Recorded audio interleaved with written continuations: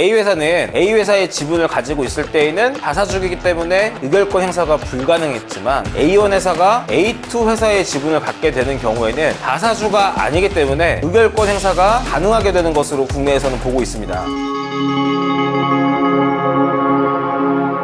안녕하세요, 김민건 변호사입니다. 오늘은 자본시장의 불공정을 야기하는 현행 자사주 제도의 문제점에 대해서 한번 설명드려보는 시간을 갖겠습니다. 정부 밸류업 프로그램에서도 자사주 제도를 개선하겠다, 자사주를 이용한 인적분할 제도를 정비하겠다, 이런 얘기가 있는데 도대체 자사주를 어떤 식으로 활용하기에 이런 자사주 제도가 문제가 되는 것일까요? 최근에도 효성이나 주성 엔지니어링 등이 인적분할 계획을 발표했는데요. 자사주, 인적분할에 대한 개념을 알고 보시면 어떤 일이 일어나고 있는지, 왜 회사가 그런 선택을 했는지를 이해하시는데 도움이 되니 관심 있는 부분은 꼭 끝까지 시청을 부탁드립니다. 자, 우선 자사주 취득이란 회사가 자기 회사의 주식을 취득하는 행위를 말합니다. 주식회사의 경우 주식 지분이 있죠. 예를 들어 A회사의 주주 구성이 대주주 X, 대주주 Y 이렇게 개인 주주가 있는 것도 있지만 여기에 A회사도 A회사의 주식을 취득해서 스스로 주주가 되는 행위를 자사주 취득이라고 하는 것입니다. 회사가 자사주를 취득하게 되면 유통 물량이 줄어드는 효과가 있기 때문에 EPS 측면에서는 주주 환원의 일종이라고 할 수 있겠습니다. 그러나 국내의 경우에는 그동안 자사주 취득은 주주 환원의 측면에서 이루어졌다기보다는 기업을 지배하는 대주주의 입맛에 맞게 활용되어 왔기 때문에 소각이 전제되지 않는 자사주 취득은 요즘은 주주들이 특별히 좋아하지 않는 그런 모습들을 볼 수 있죠. 대주주들이 그동안 자사주 제도를 어떤 식으로 활용해 왔기에 이런 문제점들을 모두가 알게 된 것일까요? 가장 큰 문제는 인적 분할을 통한 자사주의 부당한 활용입니다. 아시다시피 기업 분할에는 인적 분할과 물적 분할이 있습니다. 국내 주식시장에서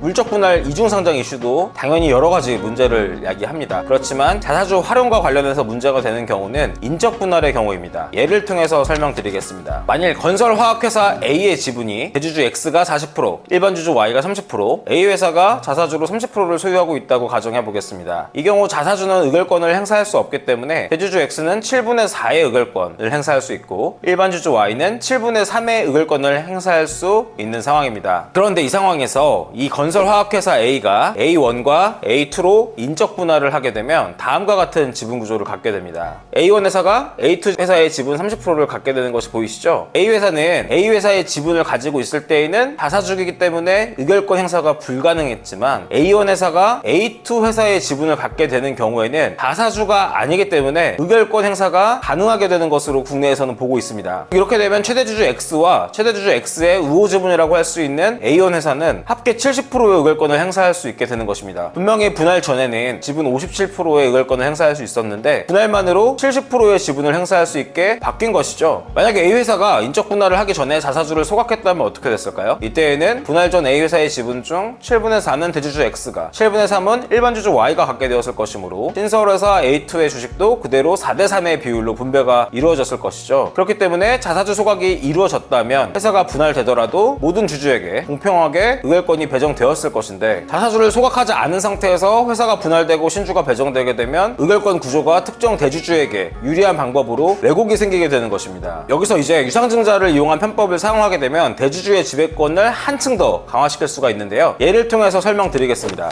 인적 분할 이후 A1 회사가 A2 회사의 주식 30%를 배정받은 이 상황에서 A1 존속회사가 유상증자를 합니다. 그리고 대주주 X가 새로 배정받은 A2의 주식을 A1 회사에 현물 출자를 하게 되는 것이죠. 그러면 우선 A1 회사는 X가 가지고 있던 A2의 주식 40%를 받게 되니까 A2 회사의 지분 70%를 확보할 수 있게 되겠죠. A2 회사의 압도적인 대주주가 될 수 있는 것입니다. 자, 여기서 끝이 아니죠. 기존 대주주 X는 A1 회사에 A2 회사의 지분 40%를 출자했기 때문에 대가를 받겠죠. 그 대가로 A1의 주식을 추가로 받게 되는 겁니다. 대주주 X가 A1 회사의 신주 20%만 받게 되더라도 결과적으로 X와 Y의 의결권 비율은 40대 30이 아니라 60대 30이 되게 되는 것이죠. 결국 대주주 X는 기존에는 주주 Y와 비슷한 지분을 갖고 있었는데 A회사의 경영권을 갖고 있다는 점을 이용해서 A회사를 A1 회사와 A2 회사로 인적 분할하고 그 과정에서 자사주를 이용하여 A1 회사와 A2 회사의 지배를 공고히 할 수 있게 되는 것입니다. 참고로 미국이나 일본 같은 해외의 경우에는 자사주에는 인적 분할에 따라 신설법인의 주식이 배정되지 않기 때문에 자사주가 있는 상태에서 인적 분할이 된다 하더라도 신설회사의 지분은 기존 의결권 비율인 4대3이 유지되고 결국 주주평등의 원칙이 지켜집니다. 그러나 한국에서는 자사주를 소유한 상태에서 인적 분할을 하게 되면 대주주의 지배권이 강해질 수 있기 때문에 주주평등의 원칙에 반하는 그런 상황이라고 할 수 있겠죠. 그리고 주주평등의 원칙을 침해하는 방식을 통해서 대주주는 지배권을 공고히 할 수 있기 때문에 회사는 더더욱 매입한 자사주를 굳이 소각하지 않고 보유하고 있을 유인이 생기게 되는 것입니다. 인적 분할 외에도 자사주를 대주주의 입맛에 맞게 사용하는 경우는 또 있는데요. 그중 대표적인 사례가 보유하고 있는 자사주를 서로 교환해서 우호 지분을 확보해 두는 것입니다. A회사의 대주주 X가 지분이 30% 있다고 가정해 보겠습니다. 경영권을 지키기엔 다소 작은 지분이죠. 이런 상황에서 Y가 경영권을 노리고 지분 40%를 매수하며 추가로 매입을 진행하게 되면 원래는 A회사의 1대 주주가 X에서 Y로 바뀌고 경영권도 Y가 가져가는 것이 맞겠죠. 그런데 이런 경우에 기존의 경영권을 가지고 있는 X가 A회사의 돈을 이용해서 자사주를 20% 매입해두고 다른 회사와 자사주를 교환해 두었다면 얘기는 달라집니다. 자사주는 의결권을 행사할 수 없기 때문에 경영권 방어를 위해서 A회사의 경영진은 미리 자사주를 우호적인 관계에 있는 다른 회사에 뿌려두는 것입니다. 이렇게 되면 기존 대주주 X는 30%밖에 지분을 가지고 있지는 않지만 기존 경영권과 자사주 교환을 활용해서 안정적으로 경영권을 지킬 수 있게 되는 것이죠. 이 경우도 자사주가 특정한 주주를 위해서만 활용되었다는 점에서 주주평등의 원칙에 위반되는 것이라고 할 수 있겠습니다. 적은 지분으로도 경영권을 지킬 수 있고 경영권을 이용해서 회사 돈으로 자사주를 취득할 수 있게 하는 것은 결국 대주주가 실제 소유하고 있는 지분보다 더 많은 프리미엄을 받을 수 있게 해주는 것이죠. 그 반면 일반 주주는 어차피 주식을 갖고 주주로서 있어봤자 행사할 수 있는 권한이 별로 없기 때문에 제대로 주주 가치를 인정받지 못하는 그런 디스카운트 요인으로 작용하고 있는 것입니다. 오늘은 자사주 제도에 어떤 문제점이 있었는지, 특히 그 중에서도 대주주가 인적 분할을 활용하여 어떤 식으로 지분 구조를 왜곡시킬 수 있는지를 살펴보았습니다. 정부에서 아직 구체적인 입법을 진행하지는 않았지만 최근 인적 분할을 발표한 효성그룹의 경우에는 인적 분할 지주사 설립을 하면서도 혹시나 자사주 부분에 대한 여러 가지 얘기가 나오는 것이